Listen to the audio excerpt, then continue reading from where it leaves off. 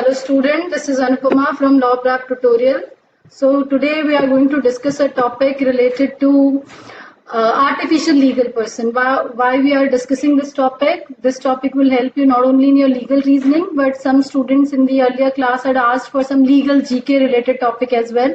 So this topic will help them for their legal GK also. Okay, there can be question related to Ayodhya temple. Ayodhya temple से related matter बहुत important case रहा है इस साल का, तो इससे related obviously legal GK के भी अच्छे खासे question बन सकते हैं. तो ये जो क्लास है ये आपको लीगल जीके में भी काम आएगी, एलिट के पॉइंट ऑफ व्यू से भी काम आएगी, एनएलयू दिल्ली का जो एंट्रेंस एग्जाम है, और क्लैट के पॉइंट ऑफ व्यू से भी काम आएगी. सो बिफोर आई स्टार्ट, देखो जो रामलला अयोध्या वाला मैटर है उसमें रामलला ने केस फाइल किया, तो उससे एक डायरेक्टली एक बहुत बेसिक लीगल कॉन्सेप्ट या लीगल क्वेश्चन बनता है कि रामलला जो एक आर्टिफिशियल पर्सन है वो कैसे केस फाइल कर रहे हैं. तो लॉ जो है उसमें पर्सन्स जो हैं या जो लीगल पर्सन्स हैं उनको डिवाइड किया जाता है दो कैटेगरी में, जो नेचुरल पर्सन है और जो आर्टिफिशियल लीगल पर्सन है. ठीक है, तो नेचुरल पर्सन में ह्यूमन बीइंग्स आते हैं. ऑल्दो ह्यूमन बीइंग्स में भी पहले के टाइम में बहुत टाइम तक तो ह्यूमन बीइंग्स खुद भी as a legal person recognise नहीं थे. जैसे यूएस में जब तक स्लेव ट्रेड था तब तक स्लेव्स जो हैं वो ह्यूमन बीइंग्स होने के बावजूद लीगल पर्सन नहीं रिकॉग्नाइज थे. यूके में नहीं रिकॉग्नाइज थे. विमेन को बहुत टाइम तक बहुत सारे legal as a legal entity rights नहीं मिले थे. या जो निग्रोज हैं उनको, ब्लैक पॉपुलेशन जो यूएस में है उनको बहुत टाइम तक as a legal person recognise नहीं किया गया था डिस्पाइट देम बीइंग ह्यूमन. तो ऐसा नहीं है कि पहले, अब ऐसा है कि जो भी ह्यूमन बीइंग है वो एज ए नेचुरल पर्सन होने के नाते ऑब्वियसली केस फाइल कर सकता है, लेकिन पहले ऐसा नहीं था. तो natural person and legal person होना एक अलग चीज है. Legal person is something like where a person is recognised by law as a person, और उसके लिए ह्यूमन बीइंग होना जरूरी नहीं है. ह्यूमन बीइंग जो नहीं है उनको भी law as a legal person recognise करता है. जैसे जैसे डेवलपमेंट हुआ, सिविलाइजेशन बढ़ी, कंपनीज आई, कॉर्पोरेशन आए, आर्टिफिशियल पर्सन्स बने, जैसे कॉर्पोरेशन का रजिस्ट्रेशन हुआ, कंपनी का रजिस्ट्रेशन हुआ, तो उन सबको आर्टिफिशियल लीगल पर्सन बनाया गया. तो एक तो आपका नेचुरल पर्सन हो गया, एक जो है लीगल पर्सन हो गया.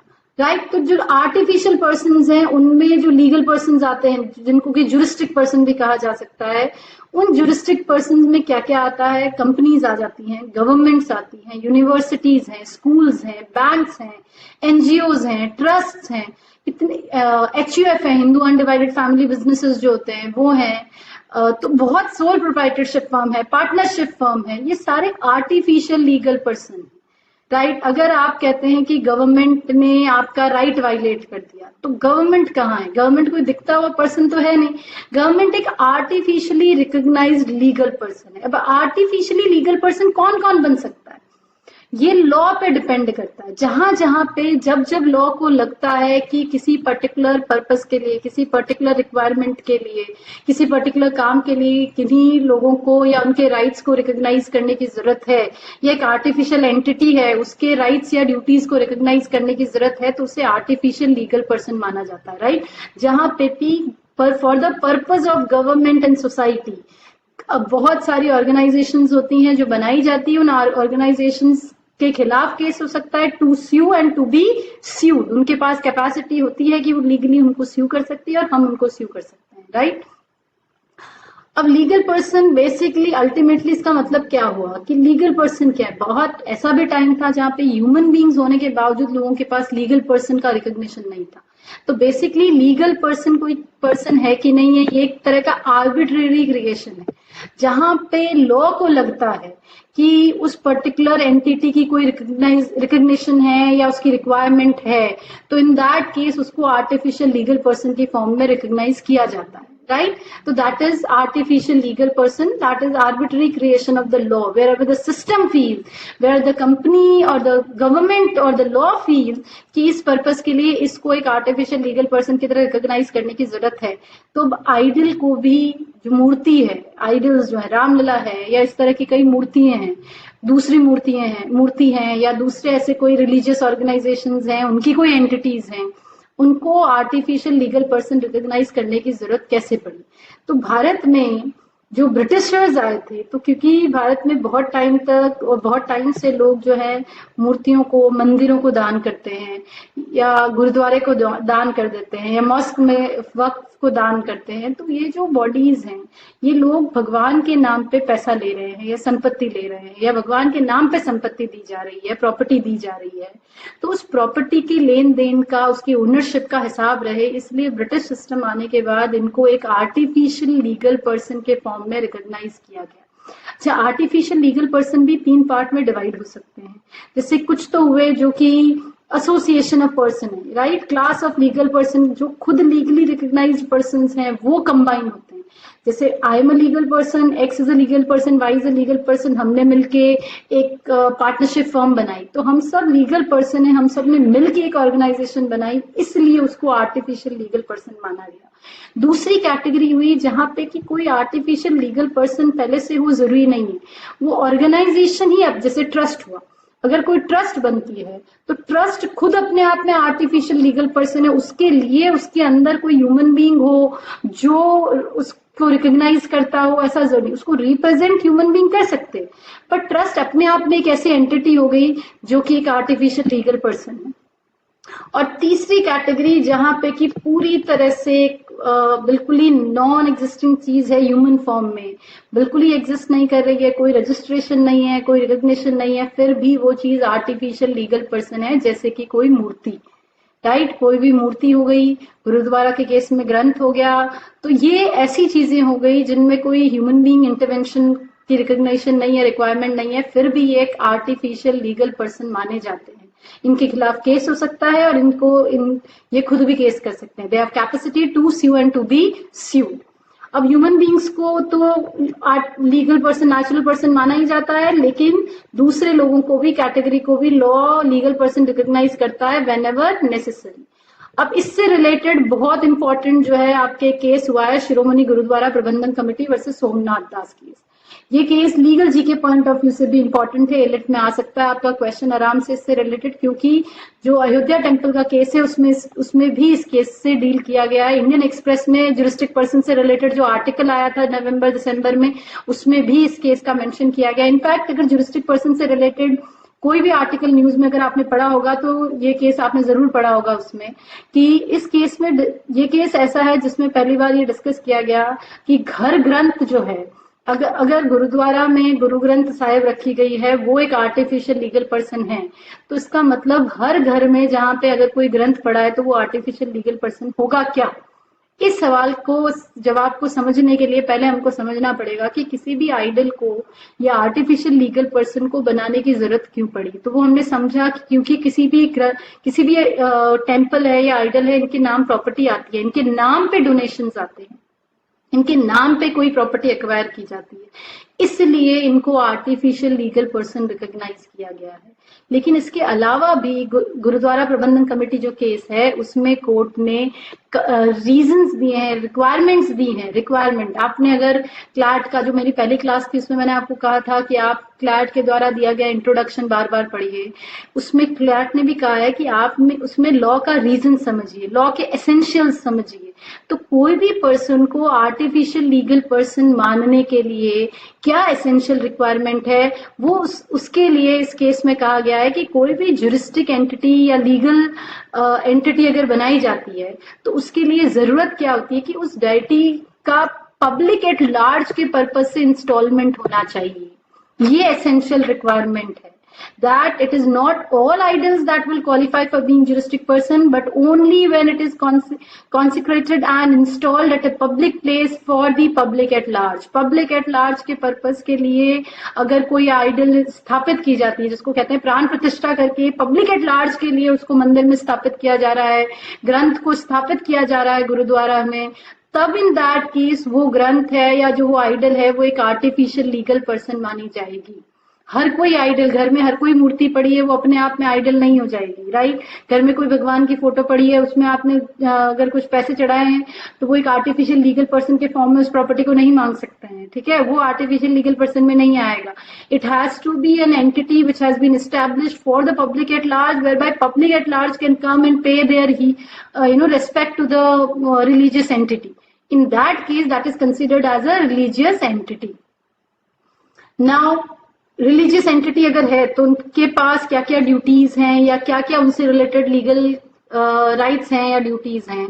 देखिए, राइट्स जो हैं डेटीज से रिलेटेड कि वो प्रॉपर्टीज को ओन कर सकते हैं. अगर किसी ने संपत्ति मूर्ति के नाम कर दी है तो अब वो संपत्ति उस मूर्ति की है, उस मूर्ति के बिहाफ पे अब उससे डील कौन करेगा. जैसे अगर प्रॉपर्टी आपने मूवेबल पैसा डोनेट कर दिया, गोल्ड डोनेट कर दिया, कोई प्रॉपर्टी डोनेट कर दी, तो अब इन that case that particular property, that particular deity has a right to deal with the property. अब वो deity उस property से कैसे deal करेगी वो हम बाद में discuss करेंगे. Before that, Sabarimala another case, ये another आपका legal जी के point of view से question हो गया कि सबरीमाला केस में कहा गया कि जो अयप्पा, लॉर्ड अयप्पा है सबरीमाला मंदिर में, उनकी जुरिस्टिक पर्सन है, लीगल पर्सन है आइडल, तो उनका ये राइट है, वो एक सेलिब्रेट है, इसलिए उनका ये राइट है कि वो जो है फीमेल एंट्री नहीं, उनकी right to privacy, fundamental right to privacy, right to life के तहत राइट टू प्राइवेसी मिलता है. राइट टू प्राइवेसी के तहत उनका ये राइट है कि कोई भी फीमेल उस मंदिर में नहीं आना चाहिए, क्योंकि वो एक उन्होंने सेलिब्रेट का जो है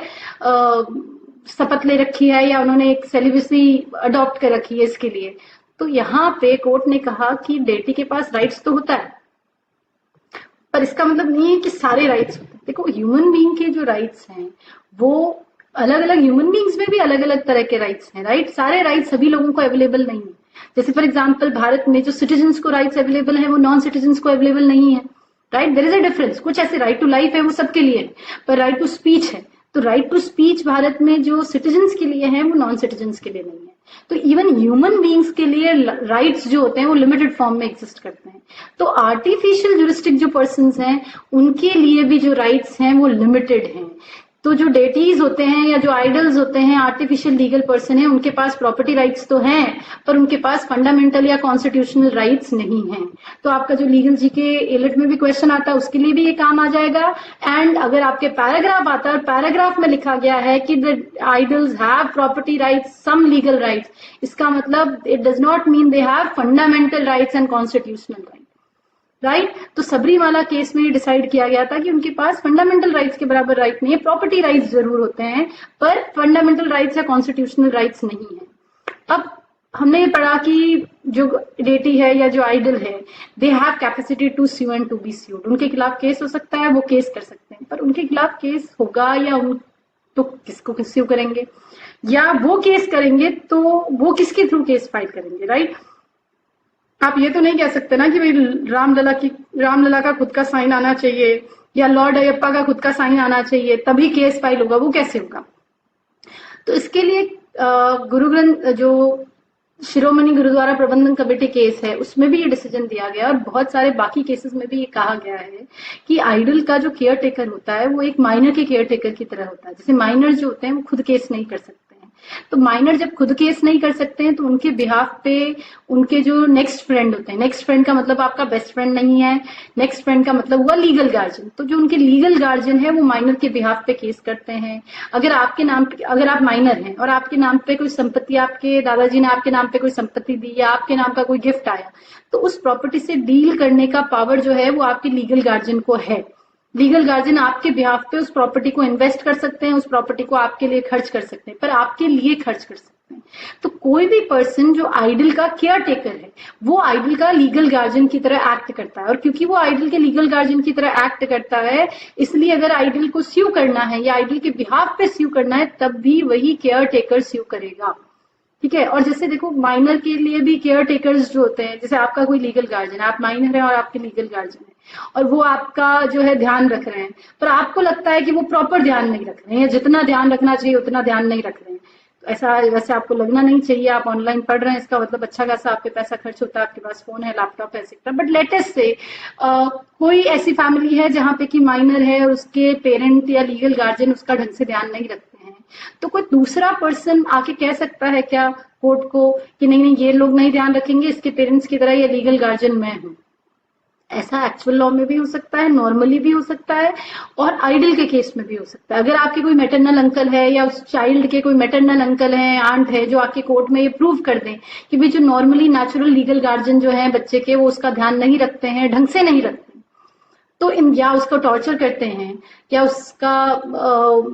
उसका जो है समाव शोषण कर रहे हैं, तो इन दैट केस उसकी जगह वो अपने आप को माइनर के बेनिफिट में काम करेंगी, माइनर के हित में काम करेंगे, ऐसा कह के कोर्ट के द्वारा खुद को लीगल गार्जियन अपॉइंट करवा सकते हैं। यही कारण है कि आइडल का भी जो लीगल गार्जियन है, जो केयर टेकर है, केयर टेकर का राइट नहीं हो सकता। आप ये नहीं कह सकते हैं कि ये हमारा एक घर का पब्लिक मंदिर है, राइट? घर का मंदिर है तब तो वो आपकी घर की प्रॉपर्टी हो गई। घर के अंदर सबने एक एक मंदिर का कोई मूर्ति रख रखी है, कोई फोटो बन रखी है, वो आपकी प्राइवेट संपत्ति में आएगा। लेकिन अगर आपने पब्लिक एट लार्ज के लिए मंदिर स्टैब्लिश किया है, जहां पे कि आइडल एक ज्यूरिस्टिक पर्सन बन चुका है क्योंकि वो पब्लिक एट लार्ज के लिए है, तो अब उस मंदिर जो है वो अपने आप में जो आइडल जो है वो अपने आप में एक लीगल एंटिटी है, और जो भी उसका ध्यान रख रहे हैं उनका राइट नहीं है कि हम ही ध्यान रखेंगे। तो जो आइडल को चढ़ावा आएगा उससे हम ही डील करेंगे। ऑफकोर्स अगर जेन्युइन केयर टेकर है जो आइडल का ध्यान रखते हैं तो वो ध्यान रखेंगे, लेकिन अगर कोई थर्ड पर्सन ये प्रूव कर पाए कि जो अभी जो केयर टेकर हैं आइडल के, वो पैसे का मिसयूज करते हैं, मिस अप्रोप्रिएशन करते हैं, तो उनको हटाया जा सकता है, उनकी जगह किसी और को या जो वर्शिपर है उस तक को केयर टेकर अपॉइंट किया जा सकता है, लीगल गार्जियन अपॉइंट किया जा सकता है। तो अगर आइडल का इस तरह का कोई केयर टेकर है और फिर आइडल की संपत्ति को नुकसान पहुंचाया जाता है, जैसे कोई मंदिर है और वहां पे पड़ोसी जो है इंक्रोचमेंट कर रहा है या पड़ोसी की वजह से मंदिर की कोई दीवार टूट गई है, तो मंदिर का जो आइडल का जो केयर टेकर है वो आइडल के बिहाफ पे कंपनसेशन के लिए केस फाइल कर सकता है। इसी तरीके से आइडल का केयर टेकर कुछ काम करते हुए आइडल का काम करते हुए नुकसान कर दे, तो इन दैट केस आइडल के खिलाफ केस हो सकता है कंपनसेशन के लिए। तो आइडल के लिए केस फाइल कौन करेगा? जो भी आइडल का केयर टेकर होगा, right? That person or anyone who can prove himself to be acting in the good faith for the benefit of the idol can get himself or herself appointed as the legal guardian of the idol and can then go to court and file case on behalf of the idol. Okay, so a case can even be filed by the idol can be represented by a worshipper also. Okay, now another important question is okay, if the idol or the granth is considered as juristic person, then not every granth will automatically come under the category of juristic person. Not every idol will automatically come under the category of juristic person. उस case में क्या होता है कि देखो idol को या कोई भी ऐसी पब्लिक प्लेस को तभी लीगल पर्सन या जुरिस्टिक पर्सन का कैटेगरी मिलती है जब वो पब्लिक एट लार्ज के पर्पज से उसको इस्टेब्लिश किया जाए, और जो वहां पे लोग जो है क्योंकि वो आइडल उस फेथ को रिप्रेजेंट करता है, इसलिए सभी लोग पब्लिक एट लार्ज के लोग, सब जरूरी नहीं है पर पब्लिक एट लार्ज में से काफी लोग उसको उस फेथ के तहत आके रेस्पॉन्ड करते हैं, then that person, that particular idol is considered as artificial juristic person. Okay, the installation in a gurdwara or at such recognised public place होना चाहिए, ओनली देन गुरु ग्रंथ जो है वो आर्टिफिशियल लीगल पर्सन में आएगा या आइडल जो है वो आर्टिफिशियल लीगल पर्सन में आएगा. अब अगर कोई डेटी है तो उसका राइट्स में क्या क्या आ गया? प्रॉपर्टी से रिलेटेड राइट आ गया. They can prohibit misuse of the property और wealth by the priest and the trustees. Right, they can be made to pay tax also. Right, idol को जो भी चढ़ावा आता है उस पर टैक्सेशन जो है वो आइडल्स पे करते हैं. They have capacity to sue. Right, just like human beings property related अगर वायलेशन होता है तो idols can also file a case, जैसे अयोध्या राम टेम्पल केस में Ramlalla is filing the case. Right, then they can be sued also. Idols के खिलाफ case भी हो सकता है, लेकिन उनके पास कोई फंडामेंटल और कॉन्स्टिट्यूशनल राइट्स नहीं है. राइट, तो समरीली आर्टिफिशियल जुरिस्टिक पर्सन या आर्टिफिशियल लीगल पर्सन से हम क्या समझे हैं?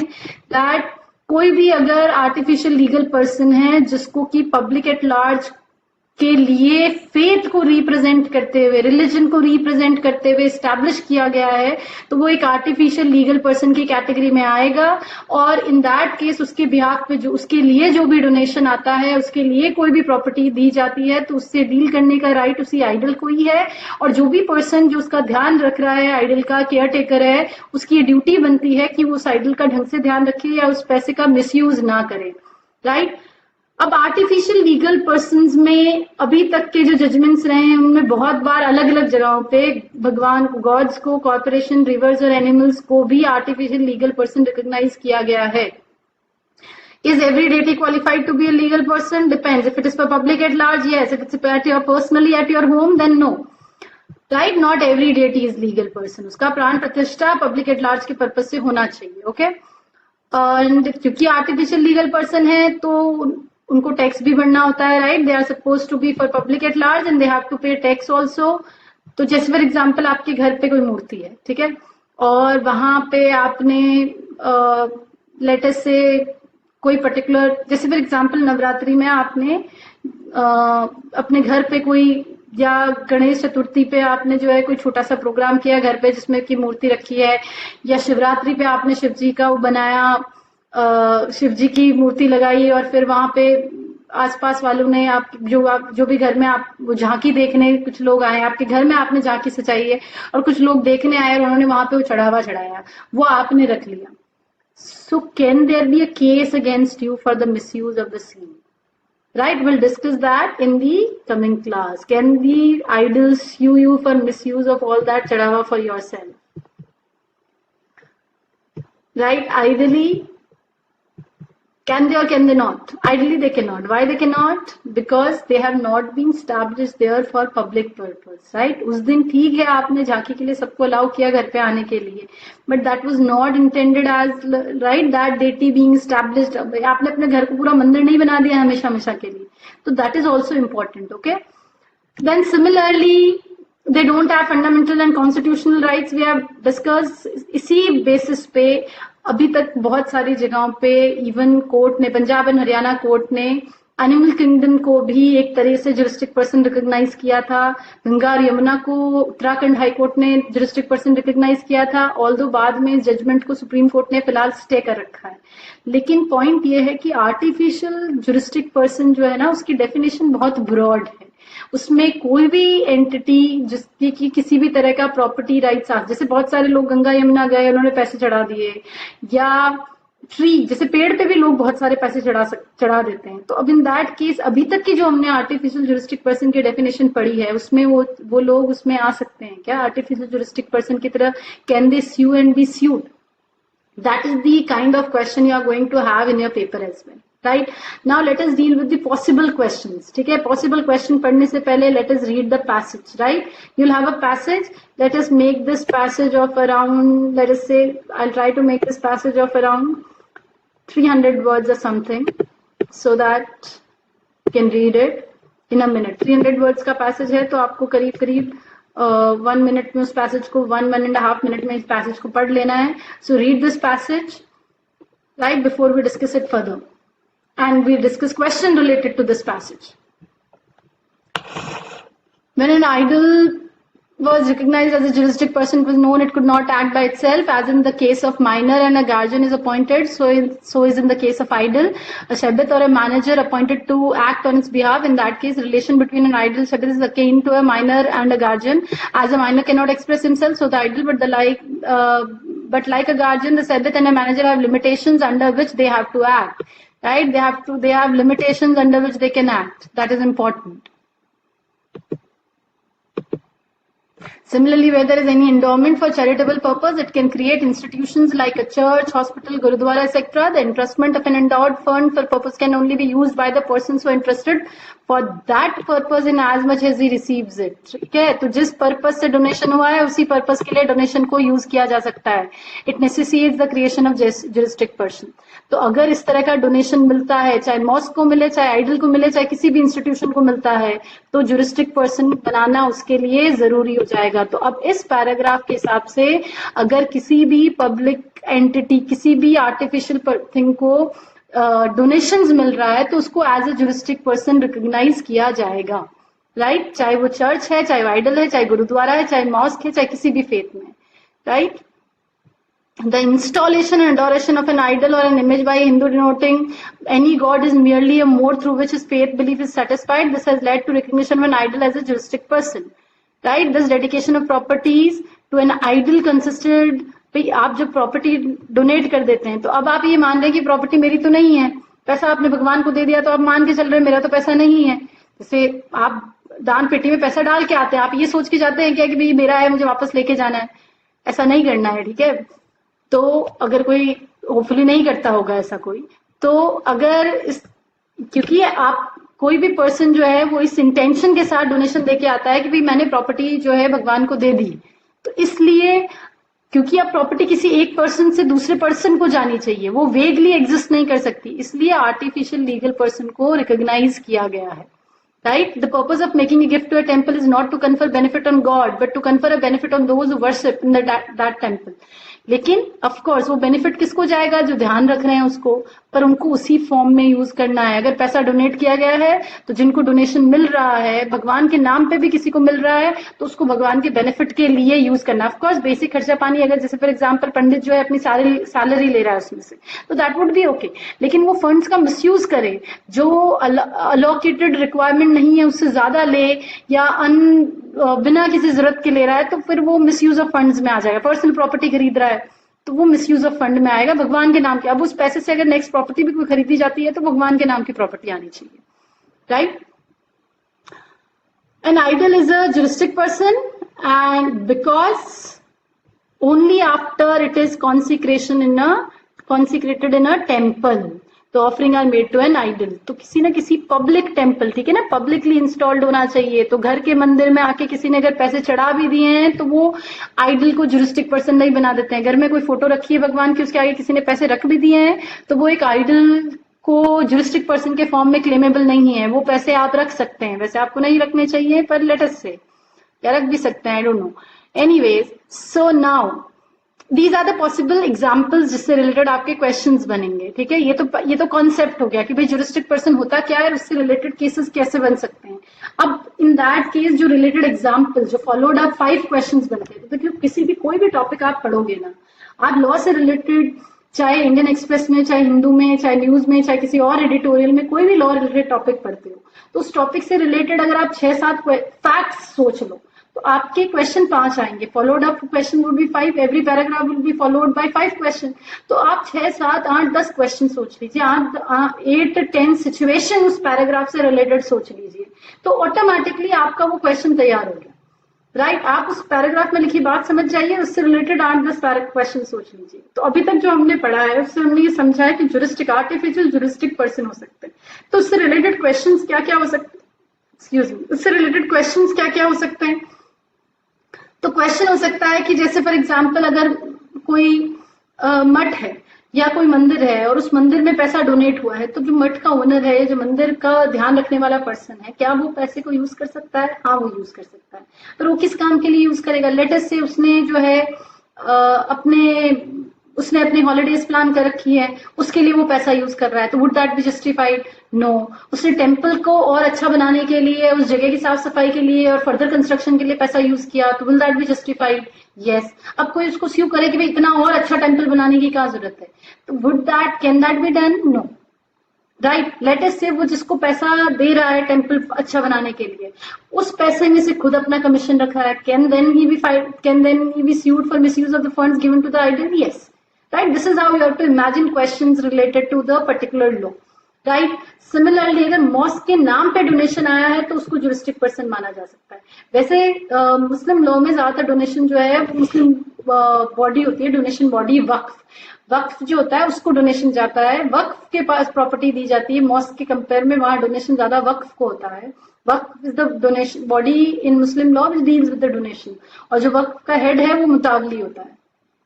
बट अगर मॉस्क के नाम पे उस पर्टिकुलर मॉस्क के लिए प्रॉपर्टी दी गई है तो फिर mosque has become a juristic person according to this particular case. Okay, then another important thing is if these, अगर गुरु ग्रंथ साहिब, जैसे टेम्पल में तो आइडल होती है, गुरुद्वारा में क्या हुआ, जो ग्रंथ होता है, राइट, जो गुरु ग्रंथ साहिब है वो ग्रंथ को आइडल लीगल पर्सन माना जाता है.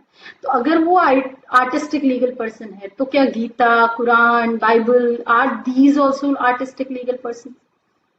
अगर देखो यहाँ पे लॉजिक कोर्ट ने क्या दिया, और आपको भी ये लॉजिक ध्यान रखना है पैराग्राफ के बेसिस पे, कि गुरुद्वारा जब बनता है तो गुरुद्वारा वो इसलिए है क्योंकि वहां पे ग्रंथ रखा गया है. तो ग्रंथ रख के गुरुद्वारा बनाया गया है, तब it is a artificial legal person. हर ग्रंथ की कॉपी किसी के घर में पड़ी है तो वो आर्टिफिशियल लीगल पर्सन नहीं बन जाएगी. राइट? इस केस में there was a dispute related to the property donated to the gurdwara, and gurdwara being an artificial legal person, जो केयर टेकर था वो कह रहा है कि भाई ये प्रॉपर्टी तो मुझे आई है, क्योंकि जो गुरुद्वारा है वो आर्टिफिशियल लीगल पर्सन नहीं है, वो मुझे प्रॉपर्टी मिली है, तो कोर्ट ने यहाँ पे कहा कि जो ग्रंथ है उसके नाम प्रॉपर्टी डोनेट की जाती है, और ग्रंथ वहां पे है इसीलिए वो गुरुद्वारा है। ग्रंथ को स्टैब्लिश किया जाता है, जैसे एक टेम्पल को, जैसे एक आइडल को स्टैब्लिश किया जाता है टेम्पल में, उसी तरह से ग्रंथ को स्टैब्लिश किया जाता है, उसके बाद वो गुरुद्वारा बनता है। इसलिए जो भी प्रॉपर्टी दी जाएगी, तो ग्रंथ एक आर्टिफिशियल लीगल पर्सन है। लेकिन गीता स्टैब्लिश करके टेम्पल बनाया जा रहा है क्या, या बाइबल स्टैब्लिश करके चर्च बन रहा है क्या? तो वो ऐसा नहीं, उनका सेम वहां पे ग्रंथ एक आइडल की तरह ही ट्रीट हो रहा है, राइट? उसके बराबर का लेवल, उसकी वजह से वो एग्जिस्टेंस में, गुरुद्वारा एग्जिस्टेंस में आ रहा है, आइडल की वजह से टेम्पल एग्जिस्टेंस में आ रहा है, पब्लिक एट लार्ज के लिए किया जा रहा है। इसलिए ग्रंथ would be considered as an artificial legal person just like an idol. But same is not for Gita or Bible, right? Exclusively for Gita there is no temple. If it so happens that Gita एक कोई original copy मिल गई कहीं की और उसको establish करके उसके लिए टेम्पल बनाया गया, then yes, then it would be treated as an artificial legal person, right? जैसे पेड़ जो है वो एक आर्टिफिशियल लीगल पर्सन में नहीं आएगा, फिलहाल नहीं आएगा। लेकिन लेट अस से मैंने कोई प्लांट लगाया, कोई बहुत होली प्लांट है, मैं किसी ट्राइब को बिलोंग करती हूँ, जो ट्राइब जो है एक पर्टिकुलर तरह की स्पीसीज के प्लांट को बहुत होली मानते हैं, तो मैंने उस प्लांट के बीज लगाए, वो प्लांट उगा, फिर वो पेड़ बना, उसके चारों तरफ मैंने एक अच्छा सा मंदिर बना दिया, लोग वहां पे आते हैं, चढ़ावा करते हैं। तो अब वो ट्री जो है, वो पर्टिकुलर ट्री जो है, वो एक आर्टिफिशियल लीगल पर्सन बन चुका है, according to the logic given by the court under this particular judgment, as well as what is artificial legal person, right? हर कोई हर कॉपी जो है गुरु ग्रंथ साहिब की लीगल पर्सन नहीं हो जाएगी। It has to be established for the public recognise, right? Public recognition के लिए establish होना चाहिए, then in that case it is considered as artificial legal person, right? Hopefully I have understood the concept. So let us deal with the possible questions related to the same, right? So what can be the possible questions related to this? So if we consider that artificial legal persons हैं, तो अगर corporation artificial legal person है, God जैसे भगवान खुद अपने आप में आर्टिफिशियल लीगल पर्सन हो सकते हैं क्या? जैसे फॉर एग्जाम्पल आप मंदिर नहीं गए, आपने बस ऐसे ही बैठे बैठे चढ़ाया कि ये भगवान जो है एग्जाम पोस्टपोन्ड हो जाए, और पोस्टपोन्ड हो जाएगा तो ये महादेव एग्जाम पोस्टपोन्ड हो जाएगा तो आपको 500 रुपए चढ़ाएंगे। तो अब कोई महादेव का भक्त आपका दोस्त है, वो आके आपके खिलाफ केस कर सकता है क्या? वो नहीं कर सकता, right? Because there is no artificial legal person in existence, right? And plus similar let us say मंदिर में जाके आपने ऐसा कहा, राइट? तो can the caretaker of the idol file a case against you? Then also no, because there is no contract here, okay? That's still your wish, okay? There is no contract existing right now, there is no consent cannot be shown, so that's a different kind of problem. But Bhagwan apne aap mein is not a legal person, the idol is a legal person. Please understand this difference, okay? Then corporation of course are legal person. Rivers, कुछ cases में rivers को artificial legal person माना गया है, depends upon अगर उनके नाम पे आस्था के तहत पैसा डोनेट हो रहा है। तो अभी तक जो लॉजिक पढ़ा है वो हमने यही पढ़ा है, इसलिए हम उसी लॉजिक को अप्लाई करेंगे, बाकी सारा एक्स्ट्रा नॉलेज अप्लाई नहीं करेंगे। तो अगर रिवर या पॉन्ड है उसको इस हिसाब से स्टैब्लिश किया गया है, हर कोई पॉन्ड में नहीं आ जाएगा, हर कोई रिवर, घर में भी पानी की टंकी होती है, तो that may not come under artificial juristic person. पर अगर कोई पॉन्ड इसी पर्पज से as an artificial juristic person establish किया गया है और उसके नाम का डोनेशन आता जाता है, तो of course it can be treated as artificial juristic person. Ganga Yamuna को भी आर्टिफिशियल ज्यूरिस्टिक पर्सन रिकॉग्नाइज किया गया था, लेकिन सुप्रीम कोर्ट ने जजमेंट पे स्टे कर दिया।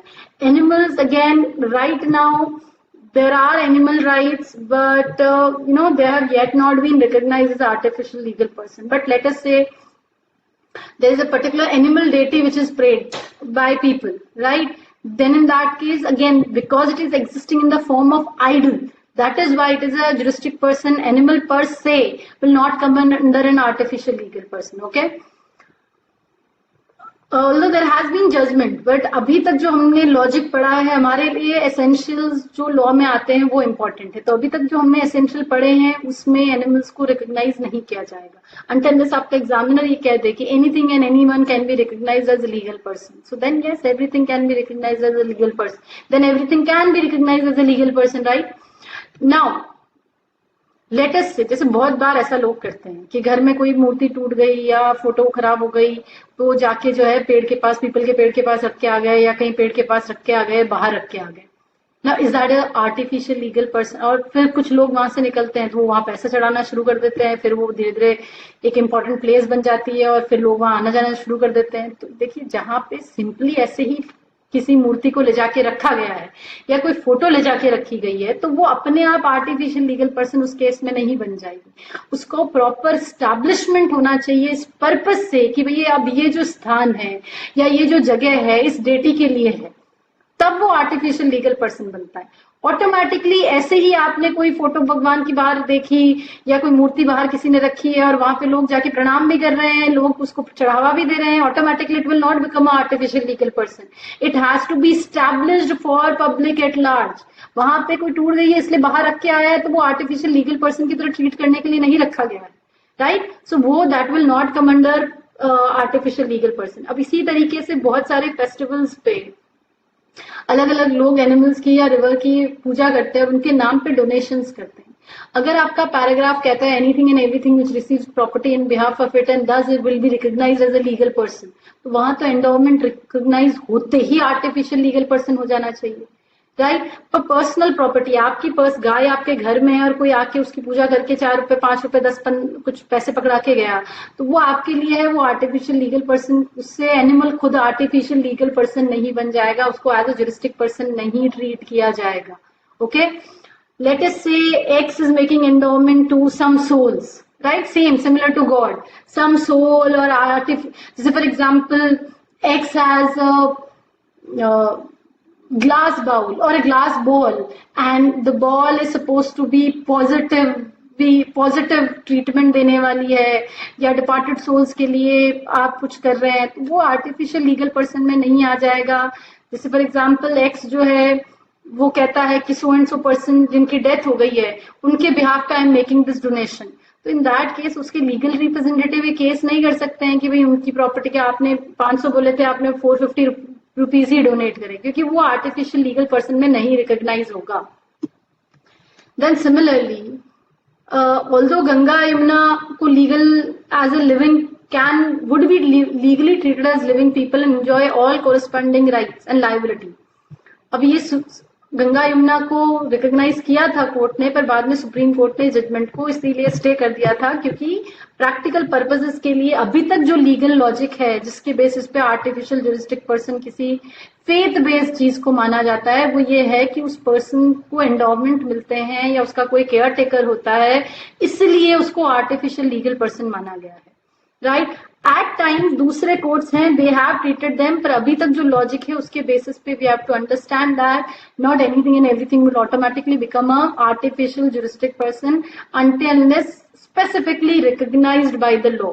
तो लॉ कैसे रिकॉग्नाइज करता है? या तो कोर्ट जजमेंट दे दे, कोर्ट खुद जजमेंट देके कल को कह देता है कि गंगा यमुना भी आर्टिफिशियल लीगल पर्सन है, तो ऑफकोर्स कल को उनका पोल्यूशन होता है तो कोई भी एनजीओ जो इनके बेनिफिट में काम करता है they can file a case. वो अभी भी करते हैं, पर वो अभी ह्यूमन बींग्स के बिहाफ पे केस फाइल करते हैं।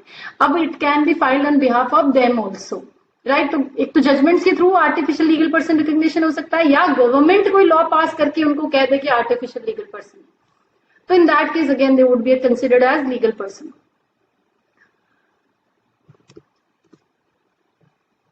Now in case of management dealing with the money or donations received by a deity or idol, can these management say that we are the sole responsible person for this idol and only we will deal with it?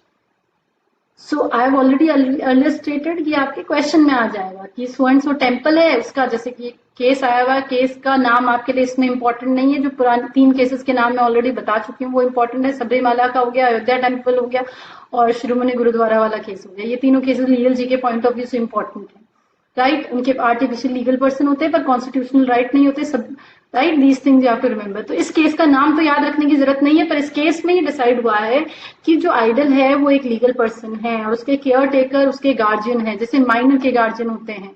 और क्योंकि minor के guardian अगर उसका ध्यान नहीं रखे तो वो चेंज किए जा सकते हैं, इसलिए आइडल के भी गार्जियन चेंज हो सकते हैं अगर ये शो हो कि वो अच्छे से ध्यान नहीं रख रहे हैं, they are not taking proper care, और someone else can show that they can take better care, then in that case someone else can also sue on behalf of the idol, right? Now deities जो हैं या idols जो हैं उनको tax पे करना है, तो क्योंकि अगर वो टैक्स पे कर रहे हैं, प्रॉपर्टी से रिलेटेड चीजों से डील कर रहे हैं, तो क्या वो टैक्स बेनिफिट ले सकते हैं? जैसे अभी गवर्नमेंट ने निकाला है प्रोविजन की लॉकडाउन होने की वजह से टैक्स की जो डेट है वो एक्सटेंड हो गई है, तो ये बेनिफिट आइडल को भी मिलेगा क्या? या अगर इंश्योरेंस, तो will that idol get that benefit? Yes, property related कोई भी बेनिफिट अगर लीगल राइट के तहत गवर्नमेंट देती है तो आइडल को भी वो बेनिफिट इनकर होगा।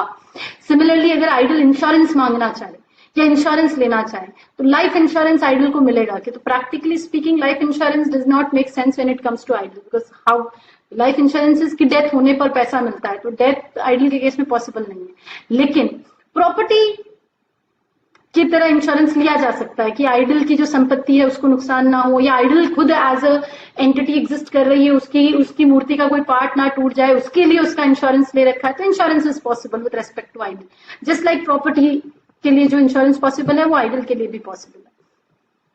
देन सिमिलरली देखो, आइडल के बिहाफ पे आइडल खुद एग्जिस्ट कर रहा हो आपके पास तभी आप केस कर सकते हो, ऐसा नहीं है। आइडल अगर कहीं और पे भी है, जैसे नटराज की मूर्ति थी और बहुत सारी भारत की एंशिएंट ऐसे मॉन्यूमेंट्स हैं जो कि बाहर दूसरे म्यूजियम्स में पाए जाते हैं, तो पत्थर नटराज की जो मूर्ति थी उसके लिए इंडिया में केस फाइल हुआ कि उस मूर्ति को यूके के म्यूजियम से यहाँ लेके आया जाए या मंगवाया जाए, कोर्ट ऐसा कुछ ऑर्डर दे। तो यहाँ पे बैठा कोई केयर टेकर भी वर्शिपर भी जो है वो आइडल के बिहाफ पे केस फाइल कर सकता है उसके बेनिफिट के लिए, right?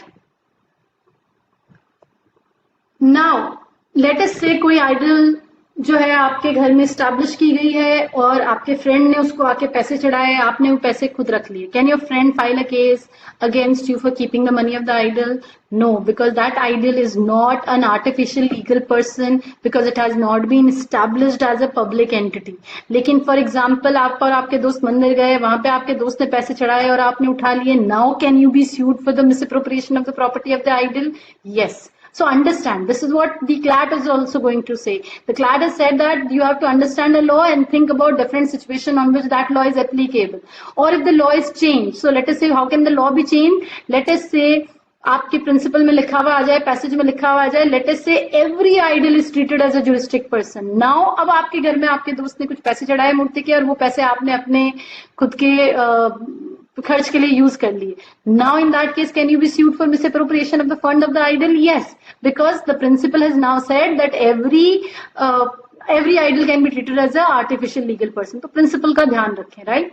Then any other inanimate object or things like tower or something, जैसे फॉर एग्जाम्पल लॉकडाउन हो गया, अब लॉकडाउन होने की वजह से आपको समझ में आया कि फोन के टावर, जिससे आइडली पुराने केसेस में जिनको डेटी माना गया है वो इसी बेसिस पे है कि भाई इन्होंने कुछ, जैसे सूरज हुआ तो सूर्य देव हो गए या हवा हो गई, तो दीज आर बेसिक एंटिटी, उसके बेसिस पे देव बन गए या गॉड बन गए, एंटिटीज हो गए। जिनको नहीं समझ पाए उनको, या समझ भी गए तो उनकी इंपॉर्टेंस इतनी है इसलिए उनको भगवान का दर्जा दे दिया। तो सिमिलरली लेटेस्ट से लॉकडाउन होने की वजह से बहुत सारे लोगों को ग्रुप में ये रियलाइज होता है कि जो टावर्स हैं, राइट, मोबाइल टावर्स हैं, उनकी वजह से हमको नेट कनेक्शन मिल रहा है, डेटा मिल रहा है, हम पढ़ पा रहे हैं या दूसरी चीजें ऑनलाइन कर पा रहे हैं। इसलिए कुछ लोग जाके जो है टावर की बाहर से, पास जाके नहीं पूजा करनी है, होपफुली इतनी नॉलेज होगी, पर बाहर से ही उसकी पूजा करते हैं, उसको चढ़ावा करके चले जाते हैं। Now that tower, can that be considered as an artificial legal person? If yes, why? If no, why? Write in the comments. I'll answer the question in the next next session, right? So think about that. If a tower is there and public at large has recognized that this tower is providing them access to throughout the world, that is why they have started praying outside the tower. कोई भी tower के बाहर से निकल रहा है, tower के पास से गाड़ी लेके निकल रहा है तो हॉर्न बजा के निकल रहा है, या उसको बाहर से कुछ चढ़ावा देके चल रहा है, या हाथ जोड़ के निकल रहा है, तो will that tower now come under the category of artificial juristic person? That is a question I'll discuss, elaborate on in the next session. Till now you should think about this, that what should, or you can write this in the answer section. Comments में आप answer लिख दीजिए कि आपके हिसाब से वो tower come under a juristic person or not, if इस तरह के साथ टावर के साथ ट्रीटमेंट हो रहा है तो, if yes, why? If no, why? Right? Then this one I've already dealt with, right, friends? So this is with regards to today's class and this particular session related to juristic person. Hope you find this particular session useful, and you must find it useful because it is one of the topic जिससे related बहुत आराम से आपके CLAT में as well as AILET में question बन सकता है, तो इसको आप ढंग से रिवाइज करिएगा. ये मैटर मैं ऑनलाइन डाल दूंगी. अगर आप यूट्यूब पे देख रहे हैं तो please do subscribe and like the video so that we can come up with more such videos, right, informative videos. And for LawPrep material, ये जो शीट है, जो पूरा टेक्स्ट जो है मैंने आपको दिखाया है, ये मैं LMS पोर्टल पे डाल दूंगी तो आप यूज कर पाएंगे, इसको पढ़ पाएंगे.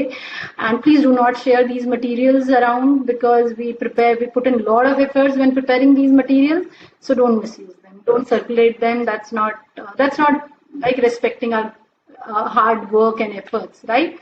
So that is it with today's session. Best of luck for your CLAT preparation.